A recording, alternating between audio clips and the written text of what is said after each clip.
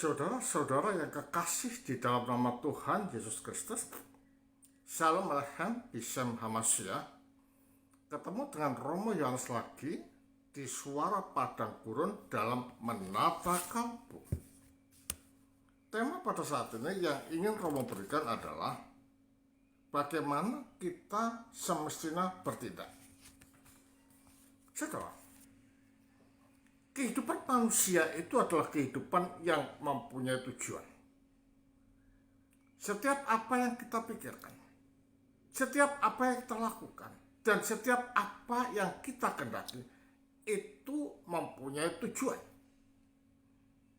Jikalau kita bertindak, berpikir, dan berkehendak itu tanpa tujuan, maka apapun yang kita lakukan di dalam hidup ini akan sia-sia. Tentu saja kehendak yang Allah kehendaki di dalam hidup manusia ini adalah kehendak yang menuju pada kesucian, kehendak menuju pada kemurnian, dan kehendak menuju pada kesempurnaan. Mengapa demikian? Karena manusia itu adalah gambar dan rupa Allah, atau image of the image, gambar dari sang gambar. Dengan demikian, fokus dari hidup manusia yang Allah inginkan adalah menjadi rohani.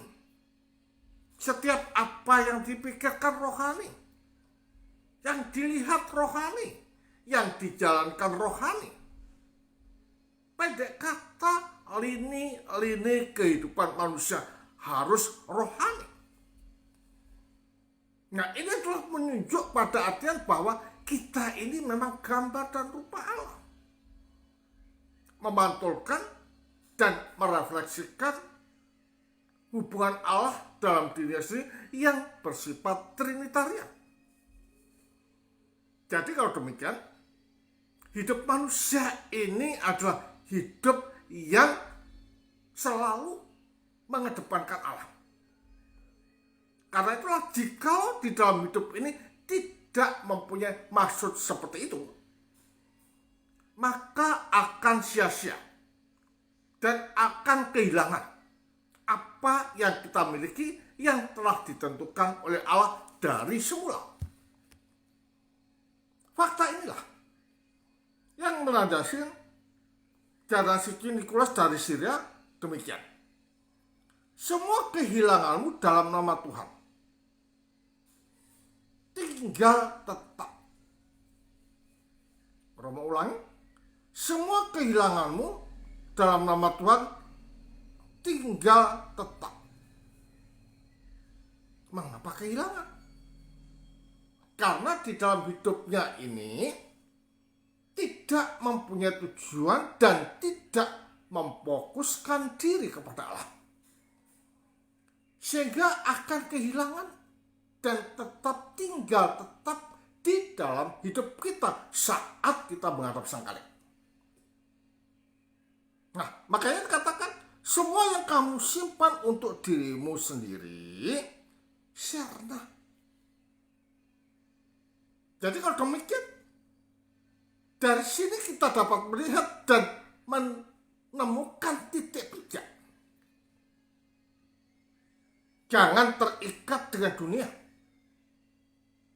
Jangan terikat dengan nafsu-nafsu daging, kekayaan, kemewahan, kebanggaan, kesombongan, dan merasa di atas segalanya. Jangan. Makanya para bapak gereja senantiasa menekankan, pada waktu kamu hidup di jagat ini, hendaknya engkau mati, supaya pada waktu engkau mati, engkau hidup. Artinya apa? Artinya pada saat kita hidup sekarang ini, jangan digunakan hidup ini hanya untuk berpikir materi. Kedagingan, dan nafsu jahat yang merefleksikan tidak terkendalinya kalbu kita. Jangan itu. Kalau kita masih melakukan dan terikat dengan hal-hal jasmani ini, maka saat roh meninggalkan tubuh dan kita menghadap Sang Khalik, maka kita akan mati. Artinya kita tidak bisa menyatu tunggal dengan Sang Khalik, dengan Allah melalui Yesus Kristus itu. Nah, kita dapat bayangkan, jikalau kita tidak bisa menyatu dengan Allah yang adalah sumber hidup, sumber kebajikan, maka yang ada adalah mati, penderitaan, siksaan, kegelisahan, dan ketakutan sepanjang hidup. Dan itu bersifat kekal. Nah, karena itu kita harus hati-hati pada saat kita hidup di jagat ini.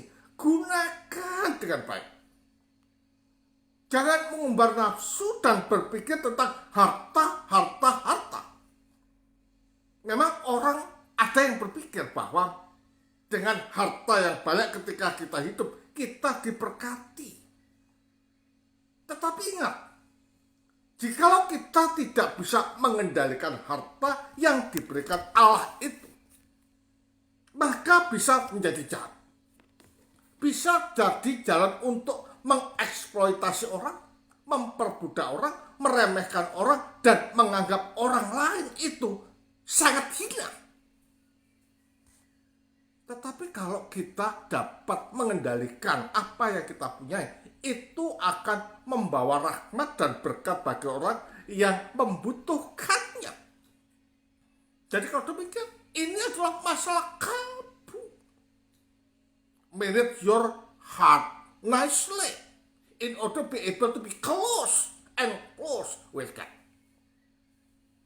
Ya, maka kata sebenarnya, semua yang kau berikan dalam nama Tuhan, niscaya kamu akan menerimanya dengan bunga. Jadi apa yang kita lakukan, apa yang kita kerjakan ini, berikan dan lakukan di dalam nama Allah.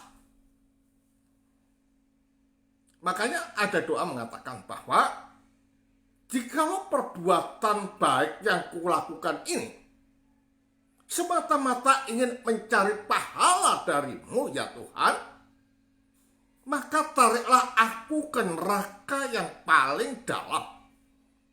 Karena segala perbuatan baik yang kulakukan ini semata-mata cinta kasihku kepadamu.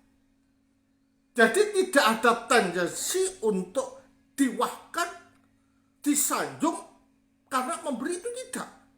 Kita memberi harus tulus.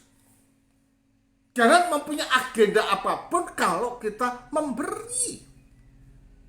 Berilah dengan tulus, dengan hati yang penuh kasih kepada orang yang kita beri, tanpa mengharapkan balasan apapun. Karena perbuatan-perbuatan bajik yang kita lakukan ini, yang tahu adalah Allah dan bersifat pribadi hubungan kita dengan Allah yang tidak nampak itu. Ya, yang tidak nampak itu. Maka katakan engkau akan menerima bunga, artinya berkenan di hadapan Allah. Semua yang engkau berikan demi kemuliaannya sendiri, dan demi kebanggaan belaka dilemparkan ke dalam air. Tidak ada gunanya jikalau kita memberi hanya untuk bangga-banggaan, untuk disanjung, untuk mendapatkan applause dari orang. Nah, ini gak ada gunanya. Karena orang jahat pun bisa melakukan itu. Makanya ada kata-kata yang dikatakan, jikalau kamu melakukan sesuatu yang baik kepada orang yang melakukan sesuatu yang baik padamu, apakah jasamu? Tidak ada gunanya. Jadi perbuatan baik yang kita lakukan ini semata-mata cinta kasih kita kepada Allah, satu. Yang kedua adalah karena kita satu esensi di dalam kemanusiaan. Penderitaan mereka adalah penderitaan kita. Ya, kesengsaraan mereka adalah kesengsaraan kita. Kelaparan mereka adalah kelaparan kita. Kebahagiaan mereka juga kebahagiaan kita. Karena apa? Satu esensi dalam kemanusiaan tadi loh. Jadi kalau demikian, berbuat baik itu hukumnya wajib. Makanya manusia dikatakan sebagai makhluk yang berbagi, makhluk yang sosial, makhluk rohani sebagai refleksi pantul dari keberadaan Allah yang bersifat trinitarian itu. Jadi kalau demikian, berbuatlah baik. Terus, jika tidak, hanya menuruti nafsu akan dilempar ke dalam air. Artinya sia-sia.